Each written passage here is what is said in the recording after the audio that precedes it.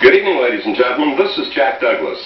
You know, there are at least half a dozen exotic cities in the Pacific and the Far East that have been referred to as the Pearl of the Orient. But in our opinion, there is only one city that deserves this glamorous label today. And that city is the one we're going to visit during the next 30 minutes as we sail across the 7 seas. The city is Singapore, the city that deserves to be called the Golden Pearl.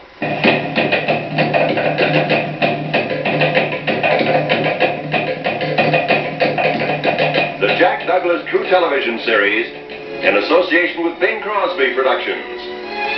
Across the 7 seas, combining the different worlds of travel and adventure. At home, abroad, the Fabulous 50, Adventure, and presenting tonight, Sundown, a tour of the world's most exciting cities after the shadows fall.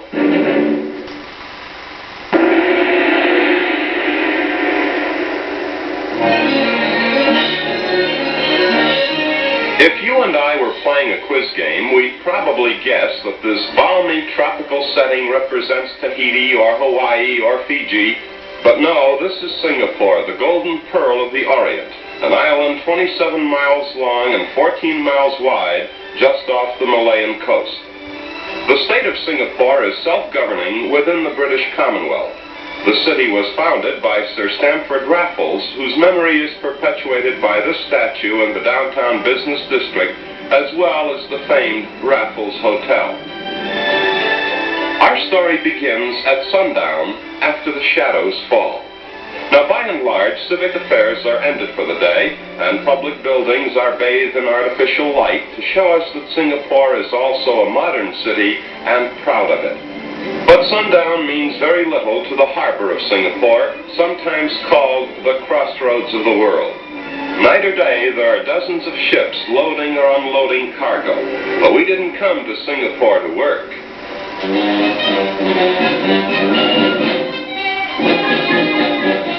This public concert takes place on the grounds of City Hall.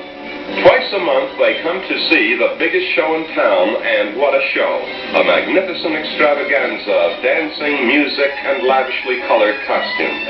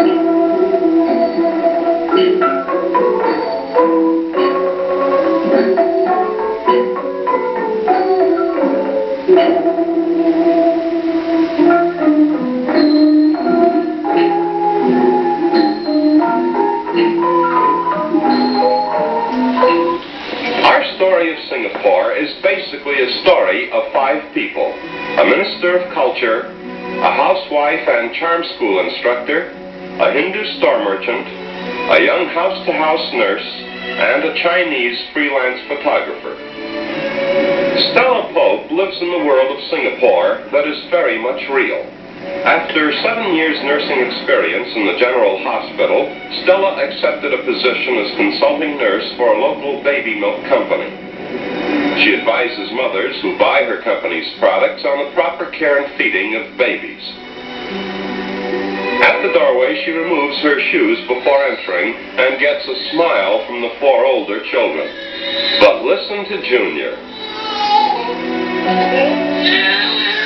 Notwithstanding his objections, Junior is weighed, his weight is recorded for posterity, his dinner is carefully measured, and everybody's happy, including Stella Pope, who skips dinner in order to attend evening classes at the Singapore Modeling Academy, where one of the instructors is Mrs. Joy Warren, herself a former model in England.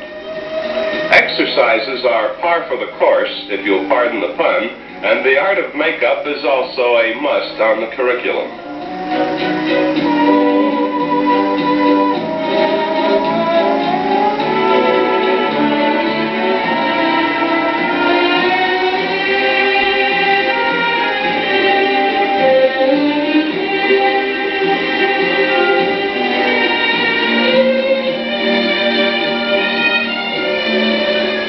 Saturday night is the big night for Stella and all of Singapore's models, amateur or professional, because Singapore, strange as it may seem, is crazy about fashion shows. And on Saturday nights, almost every hotel and nightclub in the city sponsors a fashion showing.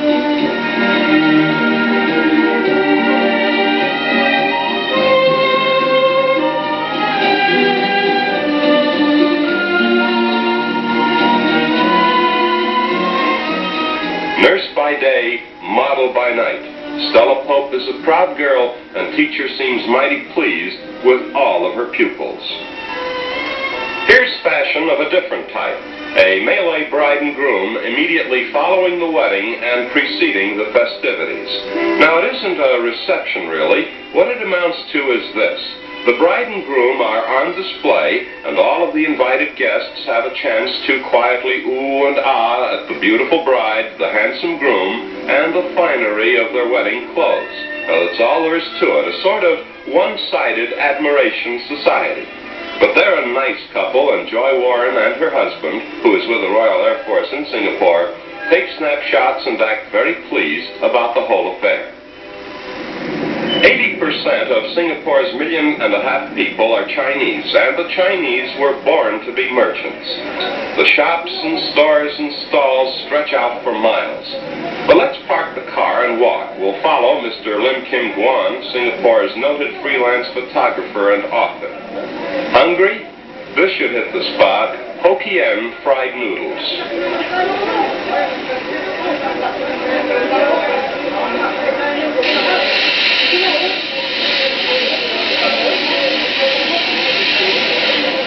The meat course is waiting for us just a few feet away, a sort of shish kebab on the stick.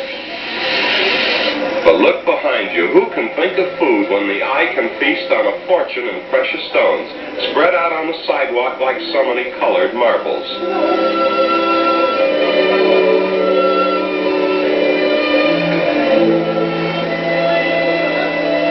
Speaking of colors, the fabric shops in Singapore are guaranteed to drive a woman out of her mind.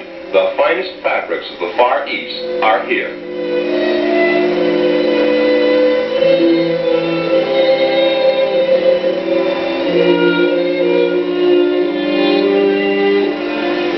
In Singapore, as in Hong Kong, a man can walk into a clothing store, select the fabric of his choice, and after his measurements have been quickly but expertly taken, he can expect to have his suit finished within 24 hours.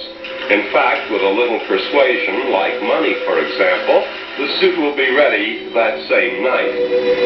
The Oriental Crafts Shop is one of Mrs. Warren's favorites. It's one of several stores managed by Mr. B.H. Melwani, who came to Singapore from Kashmir some 14 years ago. And what a shop this is. Silver-plated brassware from India. Ivory carvings from Hong Kong and China.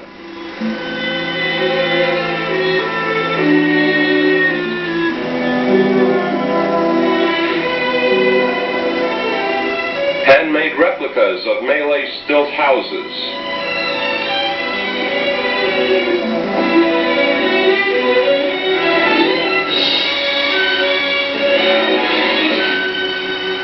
Gold-embroidered stoles. Magnificent handbags.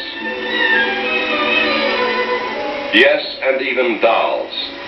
Now, in the doll department, Mr. Melwani has a competitor. the sidewalk toy peddler. And here in Singapore, they still remember the hula hoop.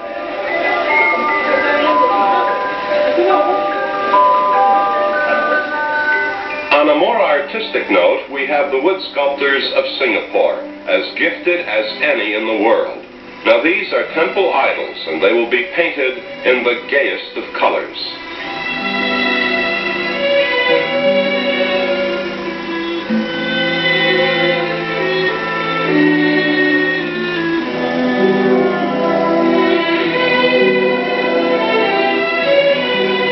Almost without exception, the home of a Singapore middle or upper class family resembles a miniature Oriental museum.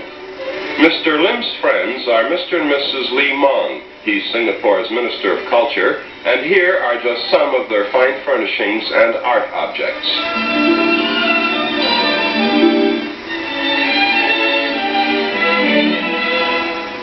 Now, at first glance, this looks like a stag reception or the Saturday night 7-card stud poker society.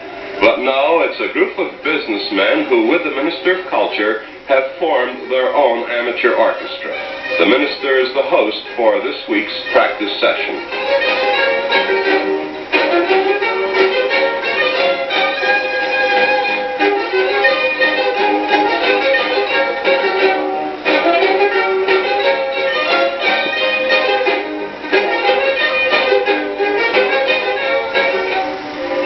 Meanwhile, the family of Mr. Melwani, the merchant, is having dinner late as usual.